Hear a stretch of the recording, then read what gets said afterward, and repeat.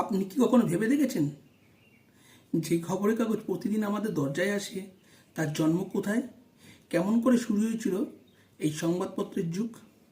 আর জেনে নিন খবরের কাগজের রহস্যময় ইতিহাস। খবরের কাগজের আবির্ভাব ঘটে আজ থেকে প্রায় কয়েকশো বছর আগে।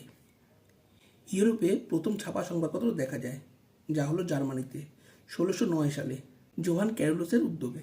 এরপর নানা দেশে, বিশেষত ফ্রান্স, ইংল্যান্ড, জার্মানি এবং নেদারল্যান্ডে এইসব জায়গায় সরকারিভাবে বা ব্যবসায়িকভাবে খবরের কাগজ ছাপা শুরু হয়। 1605 সালে জার্মানিতে স্ট্রেসবার্গে প্রথম সাপ্তাহিক সংবাদপত্র ছাপানো শুরু হয়, যার নাম ছিল রিলেশন এলার। উপমহাদেশে খবরের কাগজ ভারতের আধুনিক সংবাদপত্রের শুরু হয় কলকাতায় 1780 সালের 29 জানুয়ারি প্রকাশিত হয় প্রথম ইংরেজি সাপ্তাহিক সংবাদপত্র বেঙ্গল গেজেট, যেটি প্রকাশ করেন জেমস অগাস্টাস হিকি। এরপর আরও ধীরে ধীরে নতুন পত্রিকা আসে ক্যালকাটা গেজেট নামে 1784 সালে, বেঙ্গল জার্নাল 1785 সালে। তবে বাংলা ভাষায় প্রথম সংবাদপত্র আসে 1818 সালে। এটি প্রকাশ করেন গঙ্গকিশোর ভট্টাচার্য।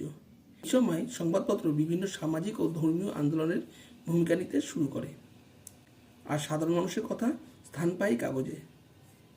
সাংবাদিকতার মূল উদ্দেশ্য ইতিহাসে ঘেঁটে দেখা যায় মৌর্য যুগে রাজদরবারেও ছিল খবরাখবর সংগ্রহের রাজকর্মচারী, যাদের বলা হতো প্রতিবেদক।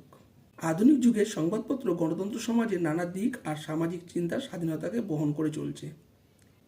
বর্তমানে খবরের কাগজ শুধু খবরের সীমাবদ্ধ নয়, বরং মানুষের দৈনন্দিন জীবনের বন্ধু, খেলাধুলা ও ব্যবসা বাণিজ্য, বিনোদন, শিক্ষা সর্বক্ষেত্রে গুরুত্বপূর্ণ ভূমিকা রাখে।